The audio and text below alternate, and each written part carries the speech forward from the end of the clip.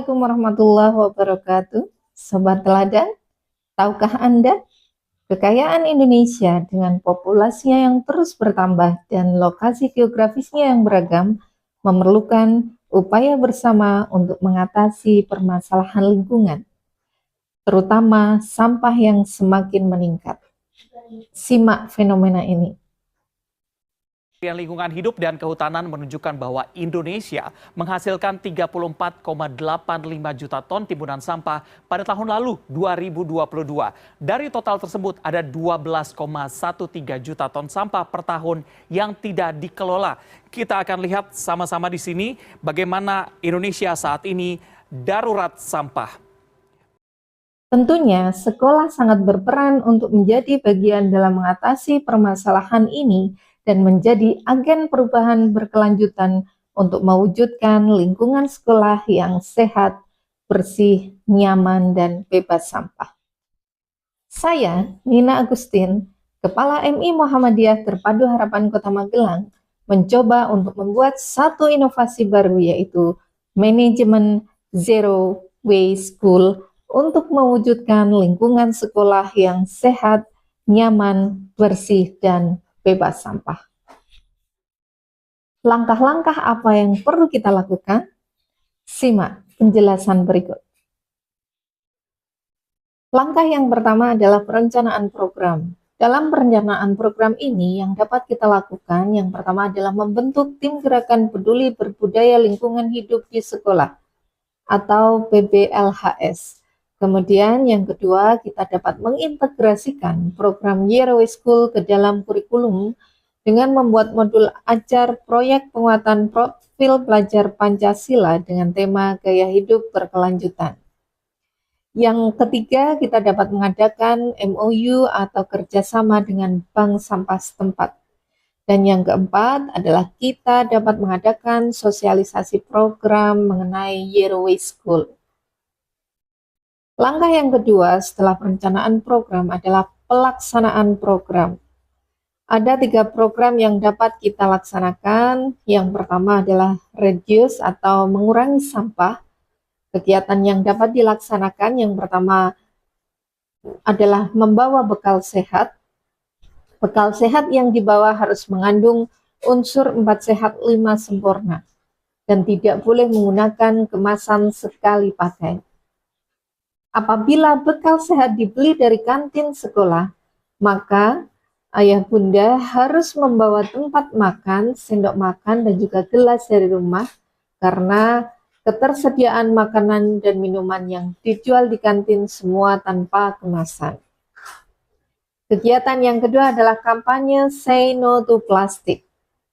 Ini adalah hal yang paling efektif untuk mengajak warga sekolah dengan memasang poster-poster larangan untuk menggunakan plastik. Program yang kedua adalah reuse atau menggunakan kembali sampah.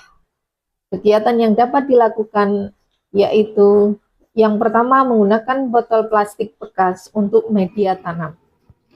Kemudian kita pun juga dapat menggunakan air limbah bekas wudhu untuk menyiram tanaman. Kemudian program yang ketiga adalah recycle atau mendaur ulang sampah. Hal ini dikaitkan dengan proyek penguatan profil pelajar Pancasila dengan tema gaya hidup berkelanjutan. Kegiatannya adalah yang pertama memilah sampah, kemudian menyetor sampah ke bank sampah, dan yang ketiga kita dapat membuat ekoprint dari tanaman atau daun yang ada di sekitar sekolah. Langkah yang ketiga setelah pelaksanaan program maka akan ada hasil pelaksanaan program. Hasil dari pelaksanaan program manajemen Zero Waste School adalah meningkatnya kesadaran seluruh warga sekolah akan kepeduliannya terhadap lingkungan. Hal ini terdapat testimoni dari salah satu warga sekitar. Untuk pelaksanaan manajemen Zero Waste School di MIM Teladan Kota Magelang berjalan dengan baik, serta menghasilkan berbagai dampak positif. Saya merasa adanya peningkatan kesadaran lingkungan di kalangan siswa dan staf sekolah. Selain itu, pelibatan seluruh warga sekolah dalam kegiatan ini juga memberikan dampak positif bagi lingkungan sekitar. Langkah selanjutnya yaitu langkah keempat adalah sistem monitoring dan evaluasi. Monitoring dapat dilakukan secara rutin setiap hari dengan berkomunikasi dengan para siswa, guru, dan pihak pengelola kantin, baik melalui tatap muka dan dialog secara langsung.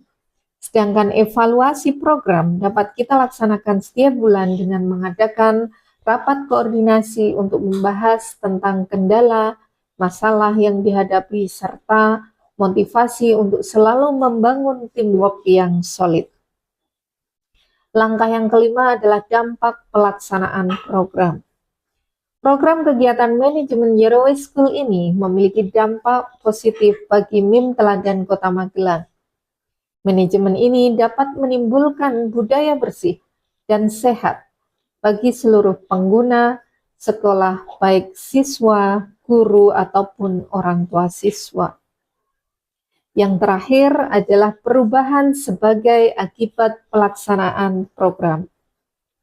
Manajemen Zero Waste School membawa perubahan yang cukup signifikan bagi MIM Teladan Kota Magelang. Demikian implementasi manajemen Zero Waste School di MIM Teladan Kota Magelang. Semoga dapat menginspirasi kita semua. Assalamualaikum warahmatullahi wabarakatuh.